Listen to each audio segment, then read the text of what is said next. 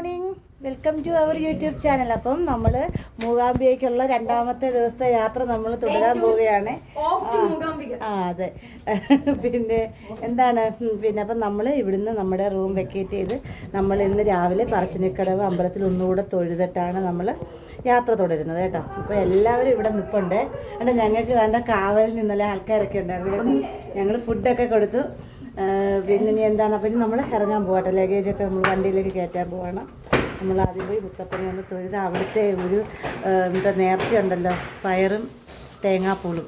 അപ്പോൾ അത് നമ്മളിതുവരെ കഴിച്ചിട്ടില്ല. ഞങ്ങളിവിടെ ഫസ്റ്റ് ടൈമാണ് വന്നിരിക്കുന്നത്. അപ്പോൾ അതൊക്കെ ഒന്ന് കഴിച്ചിട്ട് നമ്മൾ യാത്ര തുടരും.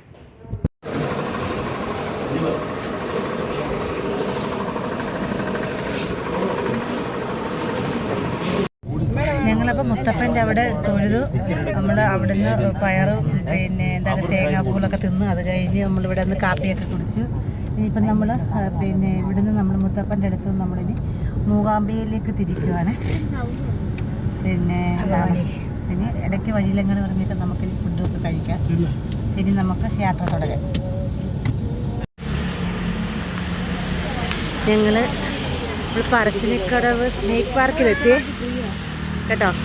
സ്നേക്ക് പാർക്കിലെത്തി കേട്ടോ. അപ്പോൾ നമ്മൾ വരുന്ന വഴിക്ക് ഇതൊന്നുകൂടെ ഒന്ന് കണ്ടിട്ട് പോകാമെന്ന് വെച്ച്, കുഞ്ഞുങ്ങളെയൊക്കെ ഒന്ന് കൊണ്ട് കാണിക്കാമെന്ന് വെച്ചു.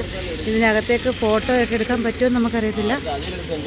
എന്തായാലും നമ്മളൊന്ന് കയറി കണ്ടിട്ട് വരാം. അങ്ങനെ നമ്മൾ സ്നേക്ക് പാർക്കിൽ നിന്ന് യാത്ര തിരിച്ച് കുറച്ച് ദൂരം ചെന്നപ്പം നമ്മളൊരു ബീച്ച് കാണാനിടയായി കേട്ടോ. എനിക്ക് ആ ബീച്ചിൻ്റെ പേരൊന്നും എനിക്കറിയത്തില്ല. സ്ഥലങ്ങളൊന്നും നമുക്കത്ര അറിയാത്തതുകൊണ്ട് നമുക്ക് ആ പേരൊന്നും അറിയത്തില്ല. അപ്പോൾ പിള്ളേർ പറഞ്ഞു ബീച്ചിൽ ഇറങ്ങണം എന്നൊക്കെ പറഞ്ഞു. അപ്പം നമുക്ക് രാത്രിക്ക് മുമ്പേ നമുക്ക് മൂകാംബിക ചെല്ലേണ്ടതുകൊണ്ട് നമ്മളതങ്ങ് സ്കിപ്പ് ചെയ്തു.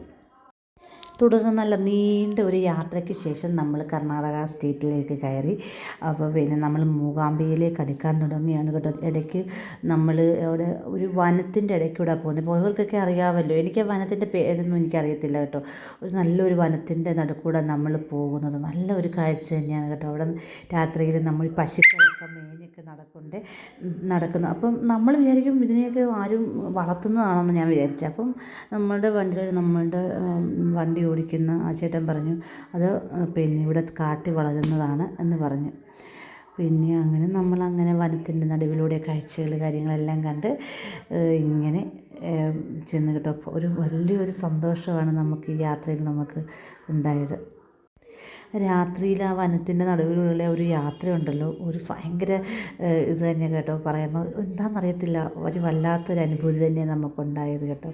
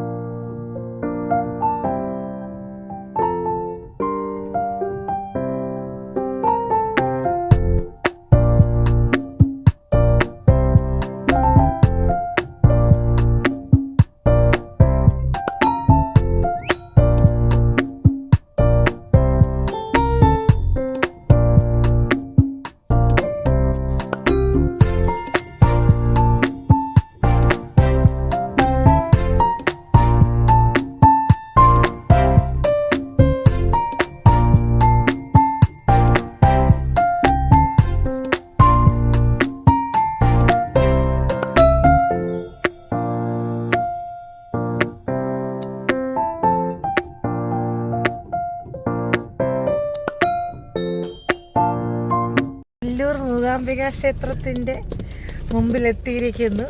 പിന്നെ ഞങ്ങൾ ഈ മണ്ണിലോട്ട് കാല് കുത്താൻ പോവാണ്. നമ്മുടെ ജീവിതത്തിൻ്റെ വലിയൊരു ആഗ്രഹമാണ് ഇപ്പം നടന്നിരിക്കുന്നത്. അപ്പം ഞാൻ ഈ മണ്ണിലേക്ക് ആദ്യമായിട്ട് കാല് കുത്താൻ പോവാട്ടോ. ഇങ്ങനെ താണ്ട് ഞങ്ങൾ പിന്നെ കൊല്ലൂർ മൂകാംബികമ്മയുടെ മണ്ണിൽ നമ്മൾ കാല് കുത്തിയിരിക്കുന്നത് കേട്ടോ.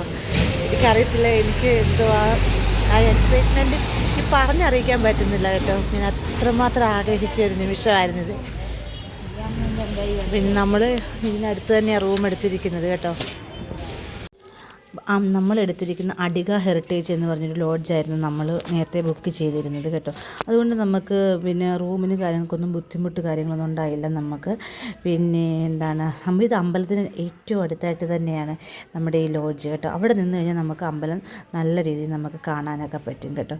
അത് ഇവിടുന്ന് അങ്ങോട്ട് ചെന്ന് അവിടുത്തെ ആ ആല് തിരിഞ്ഞിട്ട് ഇവിടെ ഒരു ആല് തിപ്പുണ്ട്, തിരിഞ്ഞ് അങ്ങോട്ട് അമ്പലത്തിനകത്തോട്ട് കയറുന്നു കേട്ടോ. അമ്പലത്തിൻ്റെ പുറകിലൂടെ പോകുന്ന വഴിയാണ്. അപ്പോൾ അത്ര അടുത്തായിട്ടാണ് നമ്മൾ റൂം നമുക്ക് കിട്ടിയത്. അത്രയും ഒരു ഭാഗ്യം നമുക്കുണ്ടായി. ഇതാണ് നമ്മൾ എടുത്തേക്കുന്ന റൂം.